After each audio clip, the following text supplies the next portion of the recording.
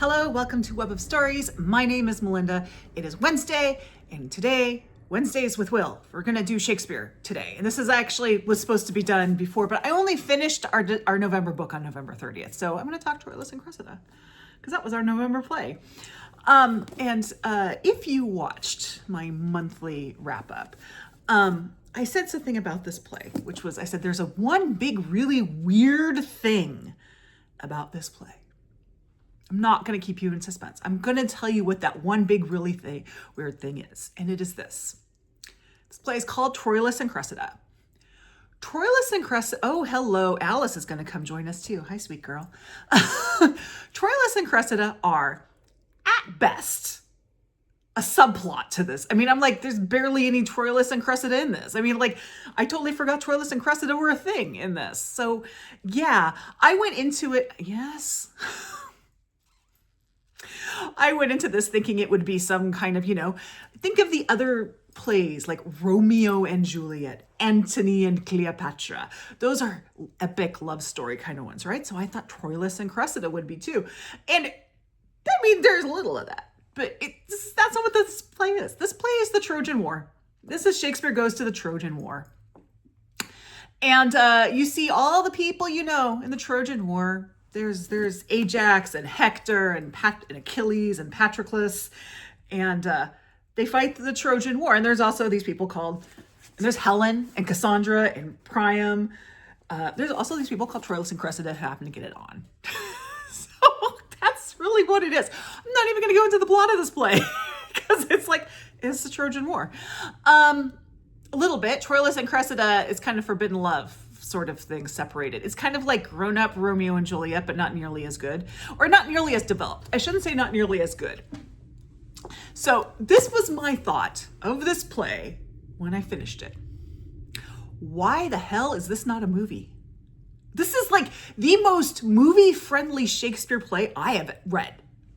Yes, I know there's a bazillion Hamlets out there. This is the one that's like most ready for a movie because it's all action and fight scenes, except for the Troilus and Cressida scenes, which they're in Sexy Town. So sex and violence is what this play is. I'm not complaining. I definitely am not complaining that this is just a play of sex and violence.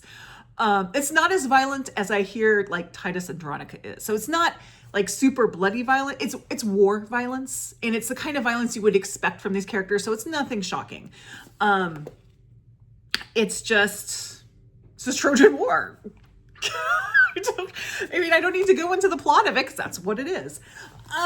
Yeah, so I'm not going to go into the plot. It's about the Trojan War, and you have some sexy scenes in it. That's what it is. What did I like about this play? I mean, I will say there wasn't really anything I didn't like about this play other than the fact I'm like, why is this called Troilus and Cressida? And it's interesting because I don't know if it could be more Troilus and Cressida because I don't know if there's enough there in their story to make it a whole play on its own. It's just basically a little blip on the background of this much bigger event. Troilus and Cressida. So Cressida is the daughter of someone and it's a forbidden love and all that shit. Shoot. Sorry. But I did like this play. It's not very well known, I think probably because everyone's like, what's up with Troilus and Cressida? But I really enjoyed it. It's really action-packed. The characters are interesting. It's also kind of interesting. I'm going to touch base on Achilles and Patroclus because we all know about Achilles and Patroclus, right? Like, even if we haven't read, which one is it? It's not Circe. It's the other one she wrote. That's about Achilles and Patroclus. They were doing some sexy times too. And it's kind of like, did Shakespeare know that or not? And it's kind of like weirdness in there. So yeah, I did tab two things in here, which I just want to share because they kind of delighted me. One is just a great insult, a Shakespearean insult. But he has not so much brain as earwax. I thought that was great. I laughed out loud. I'm like, I'm going to use that one. You don't have as much brain as earwax. And this other quote, I swear he's like channeling Jane Austen, which is weird. I know, because Jane Austen is hundreds of years after Shakespeare and thousands of years after this. But I read this line and I'm like, that's Classic Jane Austen. Here it is. And you have bereft me of all words, lady. That just sounds like Jane Austen to me. I'm just saying. So there you go. I do want to touch base on one character in here. Not necessarily, it's not specifically the character here, but this is another example of this with this character. I don't like this character, but I find this character so fascinating because this character is the same character in whatever form you meet this character. And that character is Ulysses. Yes, Ulysses is in here. I've read the Odyssey. I have read some Greek retellings, and Ulysses is all over it. You know, Ulysses is just everywhere. Ulysses, the only other character I know who's like this is Loki. No matter what form you see them in, they are the same character. Like Shakespeare's writing in, you know, over 400 years ago, and it's the same character as you would find in reading a Natalie Haynes retelling. And it's the same character you'd find in the Odyssey. It's kind of like Loki. No matter what form you see Loki in, he's always the same. And that's like Ulysses. It's so fascinating to me. Lots of violence. It's really, you know that it's action-packed because Act 5 has 11 scenes in it, which is just like you're changing pace because everyone's fighting each other. And it's a lot of like really macho stuff going. There is one scene that I will say bothered me a little bit, and I'm really curious about this scene. At one point, Cressida has been given back to the Athenians from Troy, because she's been in Troy with hanging out with Helen, and she's given back to the Athenians away from Troilus. And all these Athenians there, these Athenian men are like trying to kiss her, and it's in a very forceful way. And it seemed to me almost like a stand-in for what we would call gang grape. And it was really, I mean, I think it's supposed to be disturbing. So this is not a knock on the play because it's supposed to be disturbing, but I just wonder if that's what that stand-in is for. The sort of sexual violence that you find in war. And if so, I think Shakespeare actually handled it really well in here. So yeah, this one was a surprise to me. I will say this was a surprise. And now that I say it was a surprise, I'm going to go through my ratings. And if you follow along, you know that in December, I redo my ratings. And I can already tell you now, having a little bit of space, like 24 hours, not even 24 hours, after finishing this, I think I'm going to actually change some when I do my rating. Usually the November play doesn't change much because I had just read it. But I think I might, because this one is growing on me the more I think about it, even though the weird thing is Troilus and Cressida are just, they aren't really in it. I mean, they're in it. They're just not the point of the book. They're just there. They're a subplot. They're the sexy times of the play. Okay, so if you don't know, I have based the system on the All About Agatha podcast where they rated all of the Agatha Christie novels on certain criteria. So I have certain criteria that I rate 1 to 5, 5 being best, 1 being worst, and then I get a subtotal. And then I have an of its time, which is things that don't age well. Either they become, such as The Merchant of Venice, things that we now see as very anti-Semitic, which were probably anti-Semitic at the time, but they just didn't age well. Or in cases like Love's Labor's Lost, where the humor just, it's not funny to us anymore. Like it would have been hilarious to them. We're like, what? Huh? What? You know, it didn't carry through. So those are the kind of its time things. But let me go through Troilus and Cressida. Okay, my overall rating for this, I gave a 3.5. This one I might change to a 4. I might, because I'm like, the more I think about it, the more I enjoyed this. The reputation, I'm going to give it 2. This is not a wildly read play, probably because of the whole Troilus and Cressida aren't really that important part of it. If you're going to read about star-crossed lovers, there's Romeo and Juliet. And I'm sure if people are looking at titles and they say, okay, you have Romeo and Juliet, Antony and Cleopatra, and Troilus and Cressida. Troilus and Cressida is going to be number 3 because they don't know who Troilus and Cressida are. Everyone knows who Romeo and Juliet are, and everyone knows who Antony and Cleopatra are. People tend not to know who Troilus and Cressida are unless they're a Chaucer fan and they've read Troilus and Cressida, which I wish I hadn't given that away so I could read it, but you know. Stickiness. This one's probably going to change next year. And this is a hard one to do for the November book because it's like how well this is going to stick with me. I gave it a 2.5 because Troilus and Cressida are not going to stick with me.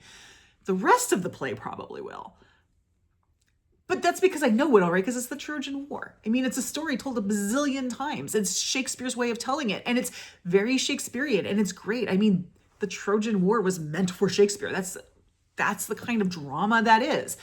But it's called Troilus and Cressida, and I don't care about Troilus and Cressida. They're just, whatever. Again, should be a movie. You would have all the violence, and then you'd have the sexy times.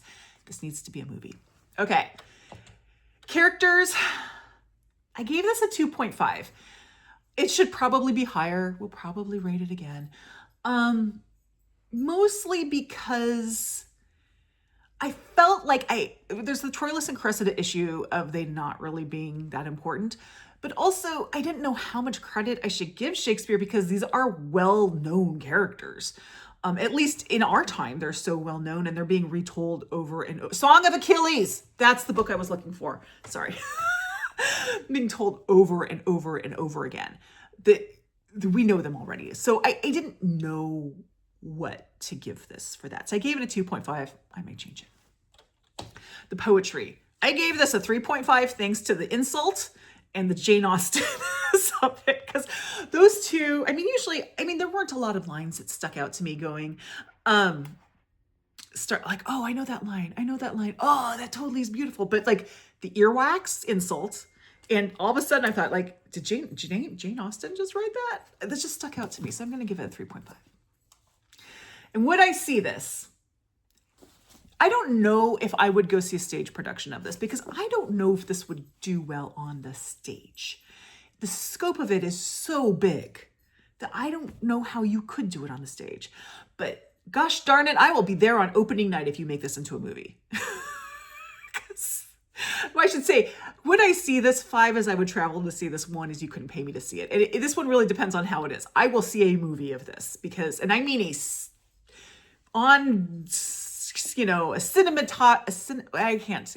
big production. I will see this because I don't know why it hasn't been made into one. Okay, that gives me a subtotal of 17.5. I only took 1 point off of its time. There wasn't, I won't ever give a 0 here. I'll give a 1 because language at least. The only issue, and I don't even think this was an issue, would be that scene I talked about with the kissing of Cressida, and is that, and I don't think it's of its time. I think that's just a way of him showing something very violent in his time. But I think now we read it and we see something else. I don't really think that's of its time. So that gives us a subtotal of 16.5 points. So let's do our ranking. And again, in a couple weeks, you will see a whole other ranking because I'm going to do this again. But we're going to start at the bottom with a tie. We have a tie for 18th place. It's probably not going to stay a tie because one of these I hated much more than the other. And that's Pericles. I hated Pericles. Hated it.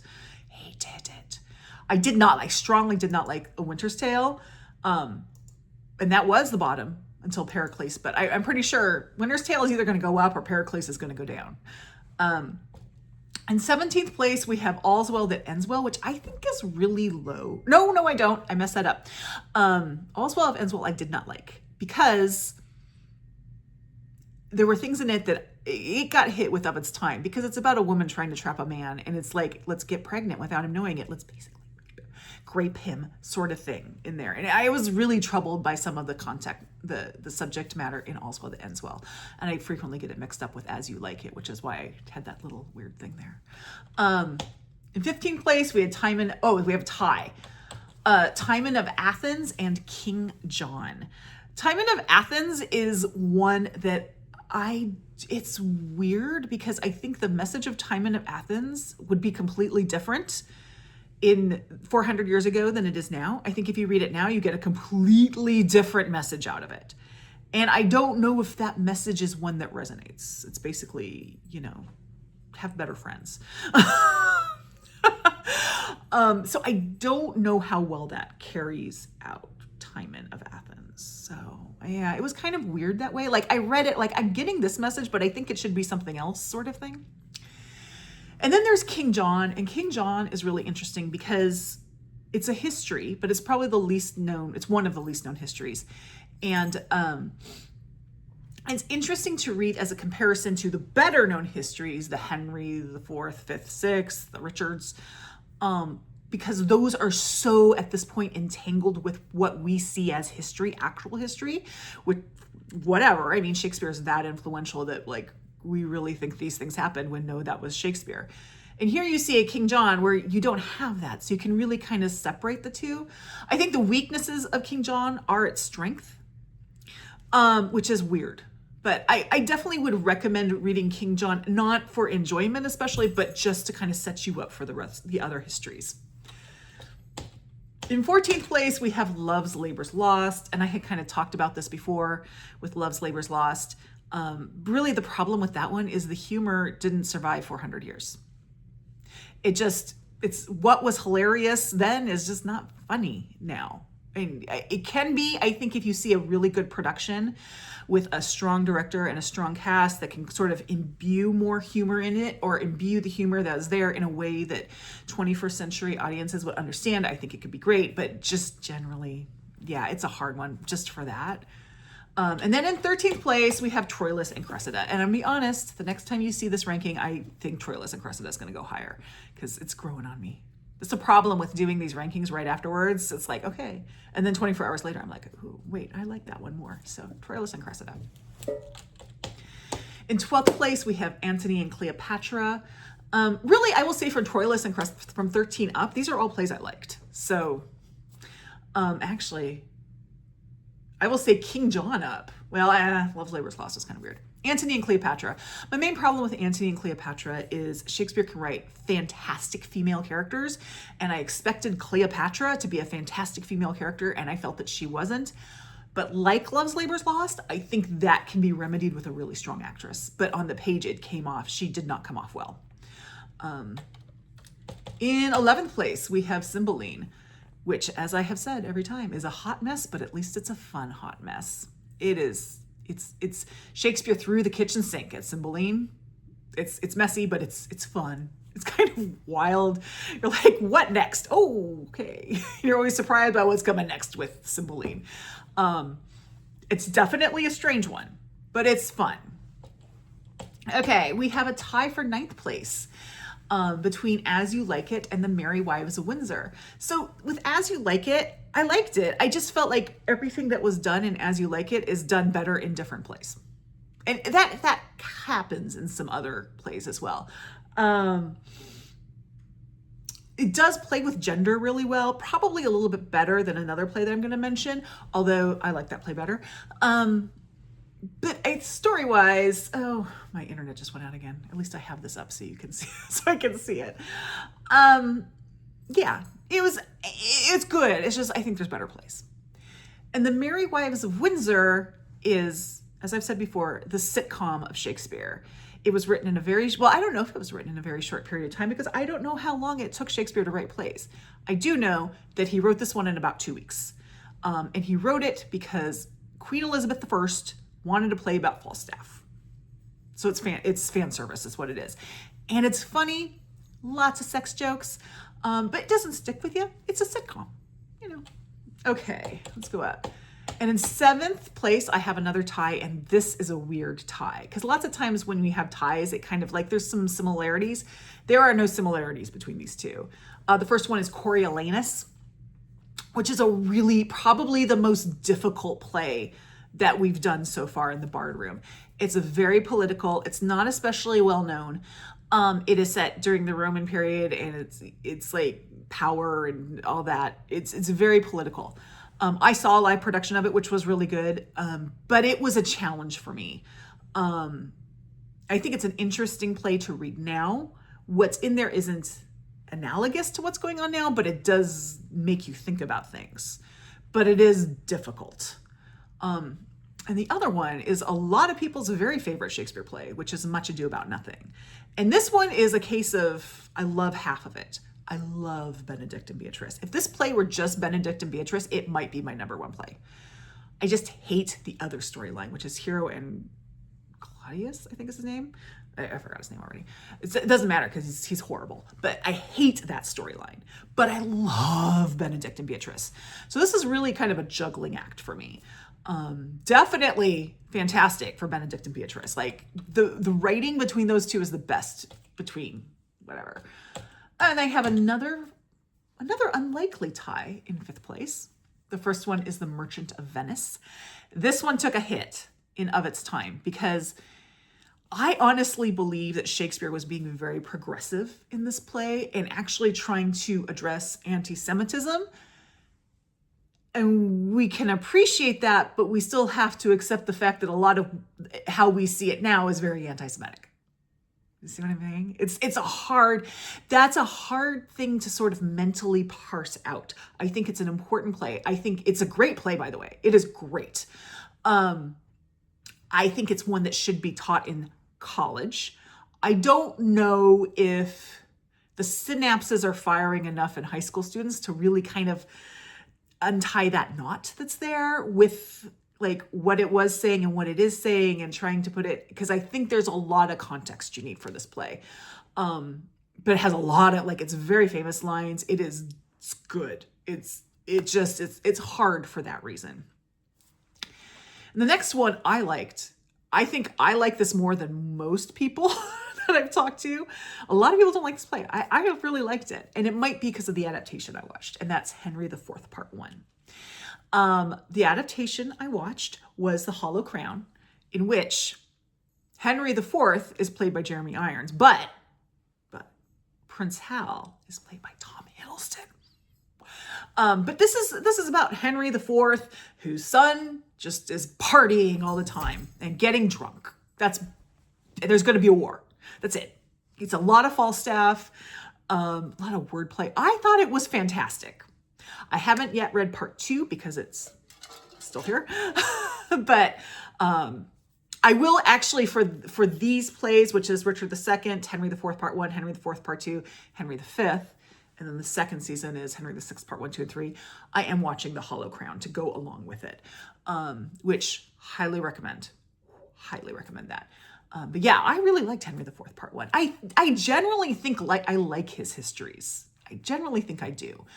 And as far as histories go, this isn't Richard III. This isn't Henry V. So it's not the super, super well-known ones, but it's fairly well-known. So yeah. In 4th place, we have my husband's favorite play, which is The Tempest. I really enjoyed it. I think it's a great play. There's more drunk jokes than sex jokes, and I prefer the sex jokes. But there's a lot of magic, and it's fun. It's different. I think it was one of his last plays. It's really good. All of these are really good at this point because they just are. They're really good. I just, would have preferred more sex jokes than drunk jokes. That's just me. We have a tie for 2nd place. First of all, we have our only banger play we've read so far. As I said, banger plays, there's 4 of them. And we've only read one so far, and that's A Midsummer Night's Dream. Fantastic. Love it. My only issue with A Midsummer Night's Dream is I don't particularly like the gimmick that Shakespeare does of doing play within a play. He's done it a couple times, and he does it in Midsummer Night's Dream. I don't think it needs to be there. It's just kind of like at the end, and then it just slows it down, and I kind of wish it wasn't there. But I love the rest of the play. I mean, it's such a beautiful play. I saw Portland Center Stage do it a couple of years ago, and it's gorgeous. And there's so many fun ways of doing it. I also saw a production by another theater company in Portland, I can't remember which one it was, where they said it in the Deep South because Shakespeare sounds great in a Southern accent. The reason that is because a Southern American accent is actually closer to Shakespeare's English than an English accent. Interesting, right? But they did it it was set in the Deep South. And Helena was played by someone I went to high school with and was in plays with in high school. Go figure. But yeah. And then the other one in 2nd place is my favorite play. And I still haven't seen the production of it on TV, but I'm going to. December, I'm going to be watching a lot of Shakespeare stuff, and I will do a Shakespeare Wednesdays with Will video about what I watch. But it's Twelfth Night. I love Twelfth Night. Plus, Twelfth Night is the play that I saw when I was at Stratford-upon-Avon, and we saw the Royal Shakespeare Company do it. So I have a lot of sentimental memories to it, but I just love that play. I love Twelfth Night.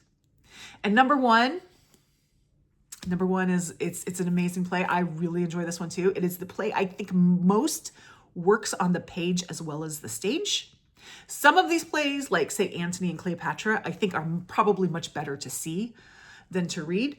This one I think is just as good to read as it is to see it. They're both fantastic. Also, there's a production coming out that's going to have Cynthia Erivo in it, and I'm not quite sure who Cynthia Erivo is going to play. I mean, there's a common sense thing of who she might play, and then there's like Cynthia Erivo doesn't always follow common sense, so we'll see. But it's Othello. You would think Cynthia Erivo would be playing Desdemona, but who knows? Who knows with Cynthia Erivo, right? I'm really interested to see how that goes. But Othello, love Othello. So those are the rankings as of right now. Probably, my guess is the last Wednesday in December, I will have my revised rankings for this year, because I will go back and especially like Pericles, I was like, I can't even remember, I know I hated it. And I remember there's something really troubling in it, but I can't really remember the plot.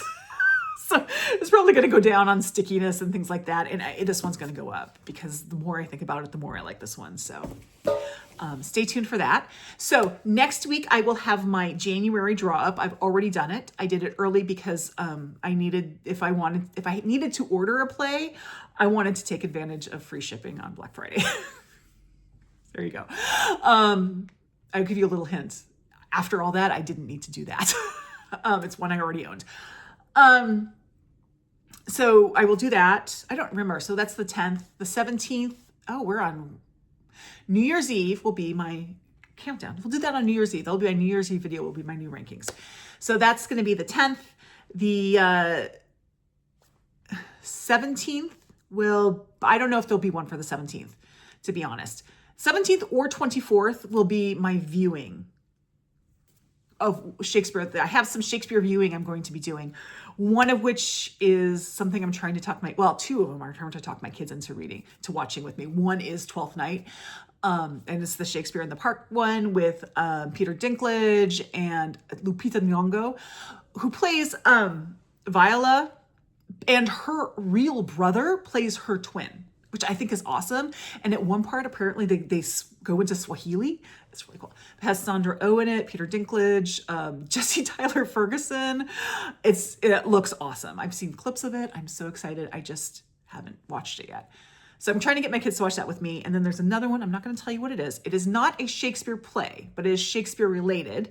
I have seen it before, and things have recently happened that put it back into mind for me, that I think my kids are old enough to watch. I may cover their eyes for one scene, but actually I probably won't, because my kids will go, don't want to watch that. But I think you could probably figure out what it is. I'm going to try and do that. I might go back and maybe watch some adaptations or performances of some of these other plays, but I'll do a Shakespeare viewing watch up. So that'll be the 24th probably.